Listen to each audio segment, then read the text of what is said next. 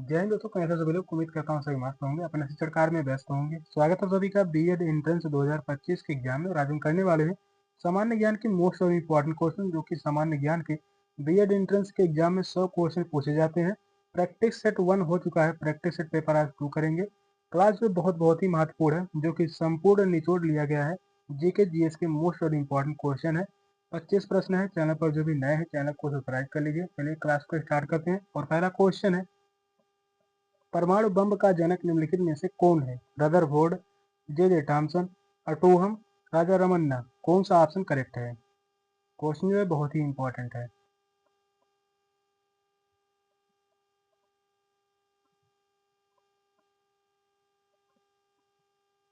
परमाणु बम का जनक कौन है? तो वह है अटोहम। थर्ड ऑप्शन करेक्ट है, अटोहम। थर्ड ऑप्शन जो है वह करेक्ट है। सर्वप्रथम जर्मनी वैज्ञानिक अटोहम ने यूरेनियम विखंडन सिद्धांत प्रतिपादित किया और यूरेनियम 235 के नाभिकीय विखंडन के सिद्धांत पर परमाणु बम बनाया गया। किससे बनाया गया था? यूरेनियम 235। यूरेनियम 235। यूरेनियम 235 के नाभिकीय विखंडन के सिद्धांत पर परमाणु बम बनाया गया। किसने बनाया था? अटोहम ने। कहाँ के थे यह जर्मनी के वैज्ञानिक थे। यह भी इंपॉर्टेंट है। यह जो थे जर्मनी के वैज्ञानिक थे। थर्ड ऑप्शन करेक्ट है। नेक्स्ट क्वेश्चन है, कादम्बरी निम्नलिखित में से किसकी रचना है? बाणभट्ट, हर्षवर्धन, कालिदास, तुलसीदास। कौन सा ऑप्शन राइट है?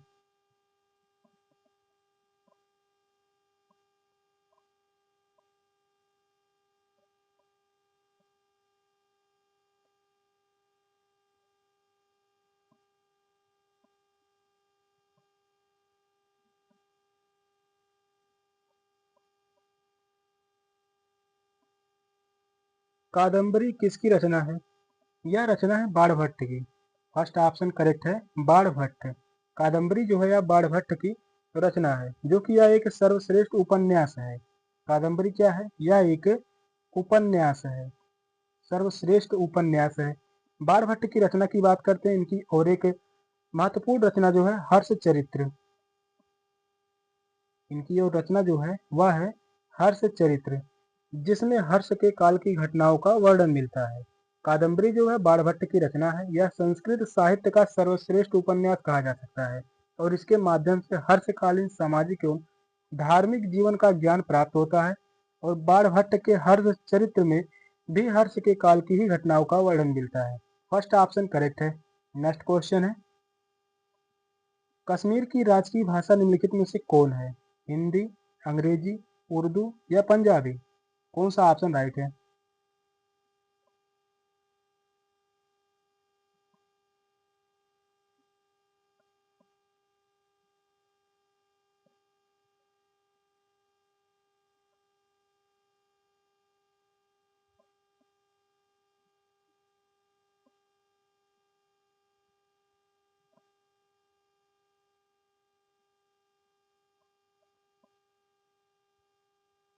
कश्मीर की राजकीय भाषा क्या है?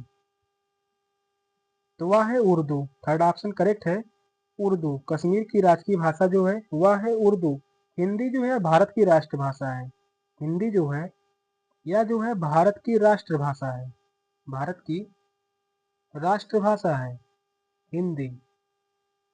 और जम्मू कश्मीर की राजभाषा जो है उर्दू है। और यहाँ की अन्य भाषा की बात करते हैं, जम्मू कश्मीर की अन्य भाषा की बात करते हैं तो कश्मीरी होगा। अन्य भाषाएं जो बोली जाती है कश्मीरी, डोगरी, यह जो है इम्पोर्टेंट है, डोगरी जो है इम्पोर्टेंट है। और जो होगा लद्दाखी। ये सभी क्या है? जम्मू कश्मीर की बोलियां हैं। और जम्मू कश्मीर की राजकीय भाषा जो है वह है उर्दू। थर्ड ऑप्शन करेक्ट है। नेक्स्ट क्वेश्चन है, टाइकोफाइनाइट नामक कवक से कौन सा रोग उत्पन्न होता है? हर्पीस, एथलीट फुट, पित्ती, मत्स्य त्वचा। कौन सा ऑप्शन करेक्ट है?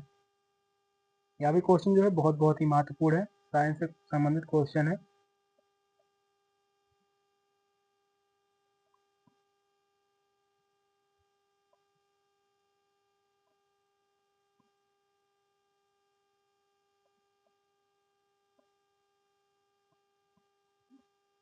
क्वेश्चन कह रहा है ट्राइकोफाइटान नामक कवक से कौन सा रोग उत्पन्न होता है? किससे उत्पन्न होता है? Athlete foot. Second option correct है, एथलीट फुट। एथलीट फुट ट्राइकोफाइटान नामक कवक जनित रोग है जिसका संक्रमण जनीन से होता है। यह जो है रोग जो है या त्वचा के मुलायम हिस्से को प्रभावित करता है। सेकंड ऑप्शन करेक्ट है। नेक्स्ट क्वेश्चन है, निम्नलिखित में से कौन मानव शरीर की सबसे बड़ी ग्रंथि है? बहुत ही महत्वपूर्ण क्वेश्चन है। अमाशय, पाक्वाशय, यकृत, उपयुक्त में से कोई नहीं। कौन सा ऑप्शन करेक्ट है?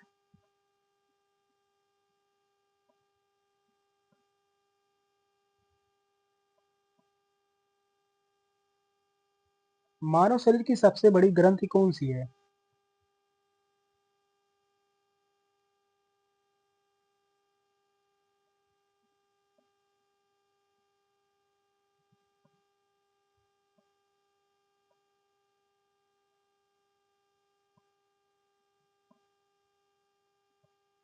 तो वह है यकृत।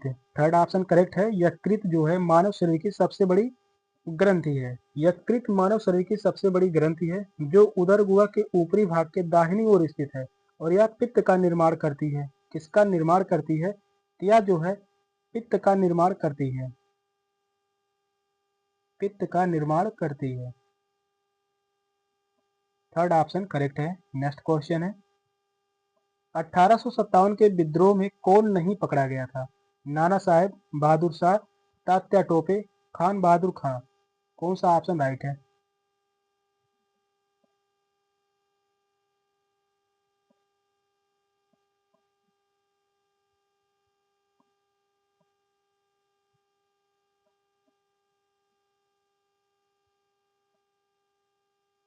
इंपॉर्टेंट क्वेश्चन है। क्वेश्चन कर रहा है 1857 के विद्रोह में कौन नहीं पकड़ा गया? तो वह है नाना साहेब। फर्स्ट ऑप्शन ही करेक्ट है। नाना साहेब 1857 के विद्रोह में नाना साहेब को अंग्रेजों द्वारा नहीं पकड़ा जा सका। वह नेपाल चले गए थे। या जो है कहाँ चले गए थे? नेपाल। नेपाल जो है चले गए थे और उनका पता नहीं चल सका। सम्राट बहादुर शाह द्वितीय दिल्ली में पकड़े गए। बहादुर शाह द्वितीय जो है या कहाँ पकड़े गए थे? दिल्ली में। इनको जो है दिल्ली में ही पकड़ लिया गया था और तथा उन्हें रंगून भेज दिया गया। इन्हें पकड़कर रंगून भेज दिया गया था। इन्हें पकड़कर रंगून भेज दिया गया और उनकी मृत्यु हो गई। वहीं पर उनकी मृत्यु हो गई। तात्या टोपे को सिंधिया के एक सामंत ने अंग्रेजों के गिरफ्त में दे दिया था। फर्स्ट ऑप्शन यहाँ पर करेक्ट होगा, नाना साहब, जो कि 1857 के विद्रोह में नहीं पकड़े गए। नेक्स्ट क्वेश्चन है, पंचवर्षीय योजना के प्रारूप की रूपरेखा कौन तैयार करता है? योजना आयोग, वित्त आयोग, वित्त मंत्री या संसद? कौन सा ऑप्शन करेक्ट है?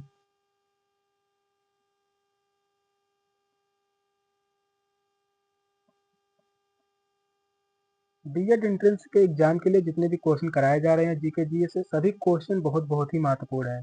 यहाँ पर कह रहा है पंचवर्षीय योजना के प्रारूप की रूपरेखा के लिए कौन तैयार करता है? तो वह तैयार करते हैं योजना आयोग। फर्स्ट ऑप्शन करेक्ट है, योजना आयोग। पंचवर्षीय योजना के प्रारूप की रूपरेखा योजना आयोग तैयार करता है जिसमें विभिन्न प्रकार की योजनाओं को पूरा करने का लक्ष्य रखा जाता है और इसकी स्वीकृति राष्ट्रीय विकास परिषद प्रदान करती है। और योजना आयोग का अध्यक्ष पूछा जाता है। इसका अध्यक्ष होता है प्रधानमंत्री। इसका अध्यक्ष होता है प्रधानमंत्री। फर्स्ट ऑप्शन करेक्ट है, योजना आयोग। नेक्स्ट क्वेश्चन है, बेसिक शिक्षा से संबंधित है माध्यमिक शिक्षा, प्राथमिक शिक्षा, उच्च शिक्षा, तकनीकी शिक्षा। कौन सा ऑप्शन करेक्ट है?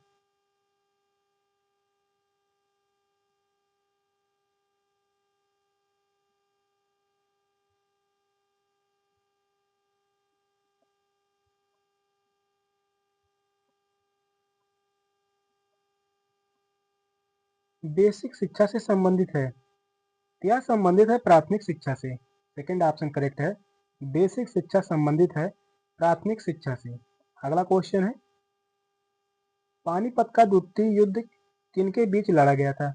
बाबर और लोदी के बीच, अकबर और हेमू के बीच, अली राजा चंद्रगुप्त मौर्य के बीच, अकबर और लोदी के बीच। कौन सा ऑप्शन करेक्ट है? क्वेश्चन यह भी बहुत ही इंपॉर्टेंट है।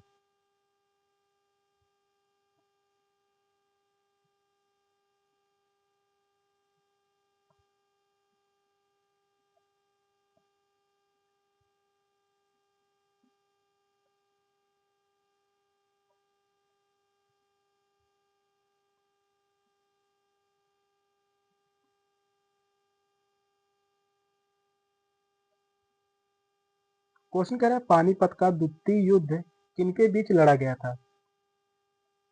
यह लड़ा गया था अकबर और हेमू के बीच। सेकंड ऑप्शन करेक्ट है, अकबर और हेमू के बीच पानीपत का द्वितीय युद्ध लड़ा गया था। द्वितीय युद्ध कब हुआ था? पानीपत का द्वितीय युद्ध कब हुआ था, या एग्जाम में पूछा जाता है, तो 1556 में।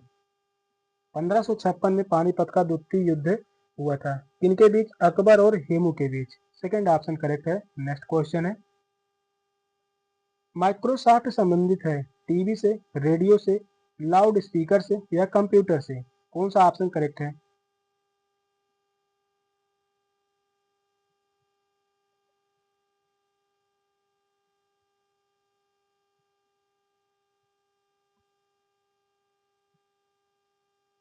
कंप्यूटर से संबंधित 1 से 2 क्वेश्चन पूछे जाते हैं बीएड के एंट्रेंस एग्जाम में। क्वेश्चन जो है यह भी बहुत ही इंपॉर्टेंट है।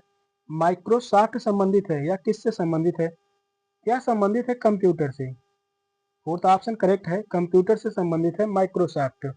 माइक्रोसॉफ्ट कंपनी के निदेशक बिल गेट्स द्वारा कंप्यूटर के ऑपरेटिंग सिस्टम सॉफ्टवेयर को तैयार किया गया है। फोर्थ ऑप्शन करेक्ट है। नेक्स्ट क्वेश्चन है, निम्न में से कौन पहले भारत रत्न प्राप्त करता है? खान बहादुर गफ्फार खान, विनोबा भावे, राधा कृष्णन, पंडित जवाहरलाल नेहरू? कौन सा ऑप्शन राइट है?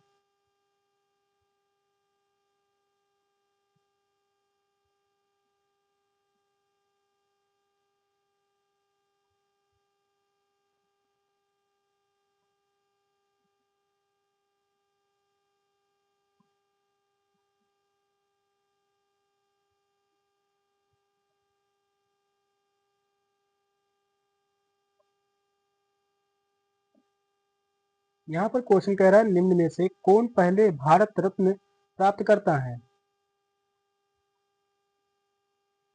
तो यहाँ पर ऑप्शन राइट होगा थर्ड, राधा कृष्णन। यहाँ पर जो है ऑप्शन में नहीं दिया गया है चक्रवर्ती राजगोपालाचारी। अगर ऑप्शन में होता चक्रवर्ती राजगोपालाचारी तो वही ऑप्शन करेक्ट होता, लेकिन यहाँ पर जो है चक्रवर्ती राजगोपालाचारी ऑप्शन में नहीं है। थर्ड ऑप्शन ही राइट होगा, राधा कृष्णन। भारत रत्न सबसे पहले 1554 में दिया गया था। कब दिया गया था? 1954 में। भारत रत्न 1954 में दिया गया था। सबसे पहले 1954 में दिया गया था। एक साथ 3 व्यक्तियों को दिया गया था, जो कि पहले व्यक्ति थे चक्रवर्ती राजगोपालाचारी। चक्रवर्ती राजगोपालाचारी। और दूसरे व्यक्ति थे राधा कृष्णन। और तीसरे जो व्यक्ति थे सीवी रमन। सीवी रमन।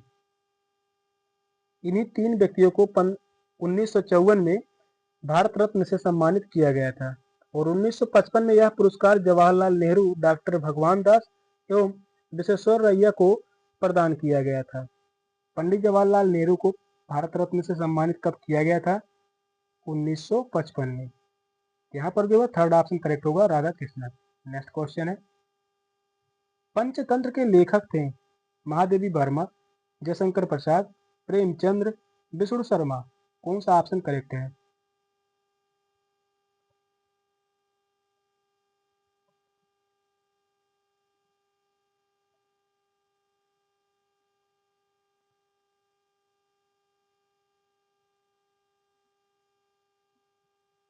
पंचतंत्र के लेखक कौन है? तो वह है Vishnu Sharma. Fourth option correct है, विष्णु शर्मा पंचतंत्र के लेखक हैं। पंचतंत्र के लेखक विष्णु शर्मा है। प्रेमचंद्र का महत्वपूर्ण उपन्यास जो है वह है गोदान। बहुत ही इंपॉर्टेंट है गोदान। किसकी रचना है? प्रेमचंद्र जी की।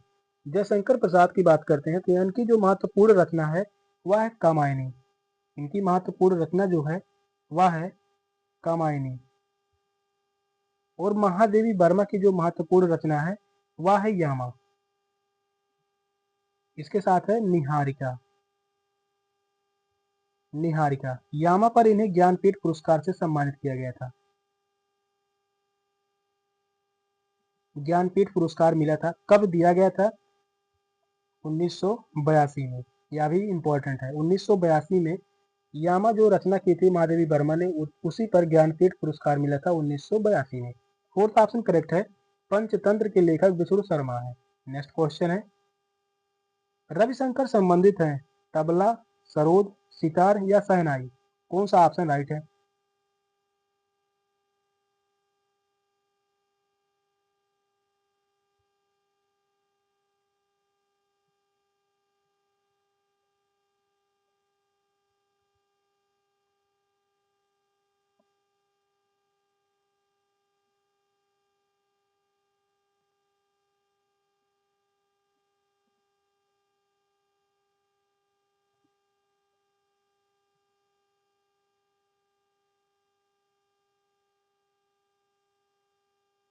रविशंकर संबंधित हैं या संबंधित हैं सितार वादक से? थर्ड ऑप्शन करेक्ट है। सितार वादक हैं रविशंकर। रविशंकर सितार वादन से संबंधित है। और वही बात करते हैं शहनाई से कौन संबंधित है? बिस्मिल्लाह खां। शहनाई वादन से संबंधित है बिस्मिल्लाह खां। बिस्मिल्लाह खां, ये जो संबंधित हैं शहनाई वादन से संबंधित है, और इन्हें 2001 में भारत रत्न से सम्मानित किया गया था। बिस्मिल्लाह खां को भारत रत्न दिया गया था।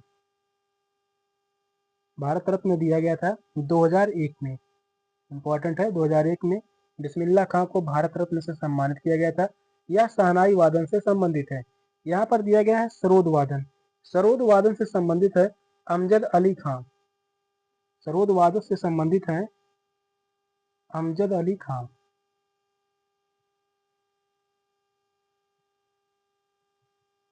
यहाँ पर थर्ड ऑप्शन करेक्ट होगा सितार, जो कि संबंधित है रविशंकर। नेक्स्ट क्वेश्चन है, सिखों का प्रमुख ग्रंथ है गीता, गुरु ग्रंथ साहिब, बाइबिल या कुरान? कौन सा ऑप्शन राइट है?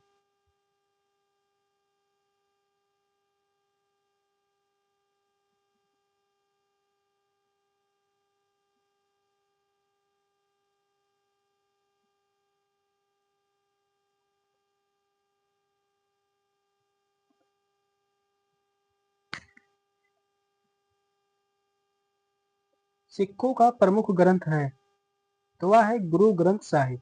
सेकंड ऑप्शन करेक्ट है, गुरु ग्रंथ साहिब सिखों का प्रमुख ग्रंथ है गुरु ग्रंथ साहिब। गीता ग्रंथ जो है यह हिंदुओं का ग्रंथ है। गीता जो है यह जो है हिंदुओं का ग्रंथ है। यह जो है हिंदुओं का ग्रंथ है। बाइबिल जो है यह ईसाइयों का ग्रंथ है। बाइबिल जो है यह ईसाइयों का ग्रंथ है। कुरान की बात करते हैं, यह मुसलमानों का ग्रंथ है। यह जो है मुसलमानों का ग्रंथ है। सेकंड ऑप्शन करेक्ट है। नेक्स्ट क्वेश्चन है, गीतांजलि रचना है रविंद्रनाथ टैगोर की, जयशंकर प्रसाद की, बंकिम चंद्र चटर्जी की, शरत चंद्र चट्टोपाध्याय की? कौन सा ऑप्शन करेक्ट होगा? गीतांजलि किसकी रचना है? बहुत ही इंपॉर्टेंट क्वेश्चन है। यह क्वेश्चन जो है पूछा गया बीएड एंट्रेंस के एग्जाम में। 2018 में यही क्वेश्चन पूछा गया था।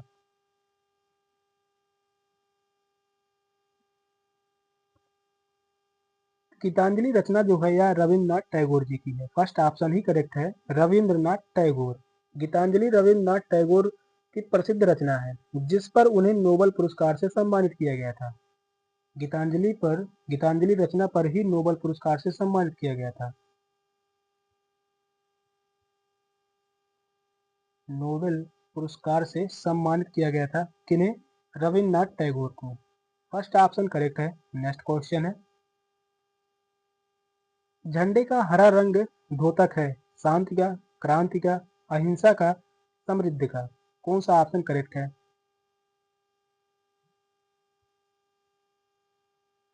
क्वेश्चन इंपॉर्टेंट है। क्वेश्चन कह रहा है झंडे का हरा रंग किसका प्रतीक है? तो झंडे में तीन रंग हैं। पहला जो है हरा, दूसरा जो है सफेद, तीसरा जो है केसरिया। हरा रंग जो यह प्रतीक है यह समृद्धि का, यह जो है किसका प्रतीक है? समृद्धि का। सफेद रंग जो है प्रतीक है शांति का। केसरिया रंग जो है यह प्रसिद्ध है, यह जो प्रतीक जो है यह बलिदान का। केसरिया रंग यह किसका प्रतीक है? बलिदान का। यहाँ पर जो पूछा गया है हरा रंग किसका प्रतीक है? समृद्धि का। फोर्थ ऑप्शन करेक्ट है। इस क्वेश्चन का जो राइट आंसर होगा ऑप्शन डी। नेक्स्ट क्वेश्चन है, सत्यमेव जयते लिया गया है छंदोग्य उपनिषद से, मुंडकोप उपनिषद से, कठोप उपनिषद से, बृहद रणकोपनिषद से। कौन सा ऑप्शन करेक्ट है? क्वेश्चन यह भी बहुत ही इंपॉर्टेंट है।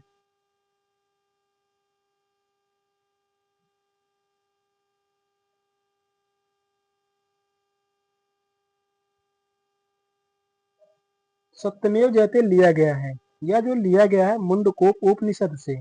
सेकंड ऑप्शन करेक्ट है, सत्यमेव जयते मुंडकोप उपनिषद से लिया गया है। नेक्स्ट क्वेश्चन है, उत्तर प्रदेश की सीमा स्पर्श करती है कितने राज्यों से? मध्य प्रदेश, उत्तरांचल, बिहार, कर्नाटक, छत्तीसगढ़, हरियाणा, दिल्ली, उड़ीसा, राजस्थान, पंजाब, हरियाणा। कौन सा ऑप्शन करेक्ट है? क्वेश्चन जो है यह भी इंपॉर्टेंट है। क्वेश्चन कह रहा है उत्तर प्रदेश की सीमा स्पर्श करती है, वह कौन कौन से राज्य हैं?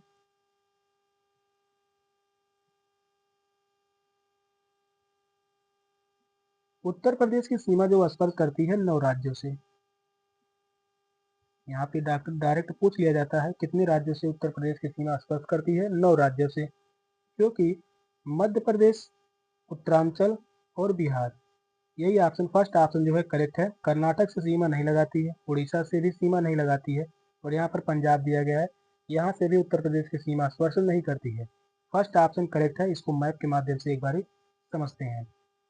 उत्तर प्रदेश की सीमा कुल 9 राज्यों से स्पर्श करती है, यह जो है उत्तर प्रदेश का मैप दिया गया है। और उत्तर प्रदेश की सीमा को स्पर्श करने वाले जो निम्न राज्य हैं, यानी 9 राज्य जो है वह है हिमाचल प्रदेश, हरियाणा, यहाँ पर दिया गया राजस्थान, दिल्ली, यहाँ पर जो है केंद्र शासित प्रदेश है, या जो है मध्य प्रदेश है। नीचे जो है छत्तीसगढ़ है, झारखंड, बिहार, यहाँ पर उत्तराखंड यानी उत्तरांचल। ये जो है 9 राज्य जो है या उत्तर प्रदेश से सीमा स्पर्श करते हैं। नेक्स्ट क्वेश्चन है, चक्रवर्ती राजगोपालाचारी से पूर्व भारत के गवर्नर जनरल कौन थे? Lord Mountbatten, Lord Irwin, Warren Hastings, Lord मेमो। कौन सा ऑप्शन राइट है?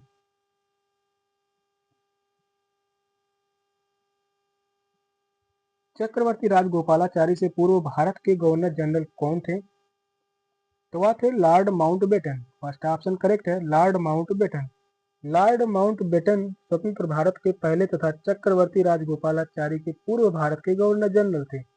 वारेन हेस्टिंग बंगाल का प्रथम गवर्नर जनरल था। यहाँ पर जो दिया गया है वारेन हेस्टिंग जो है यह बंगाल का प्रथम गवर्नर,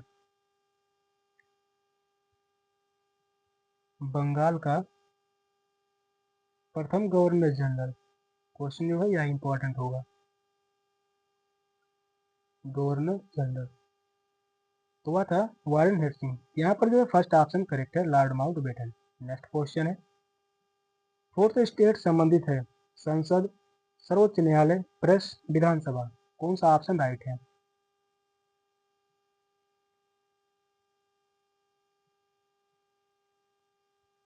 फोर्थ स्टेट, इसका मतलब जो होगा चौथा स्तंभ।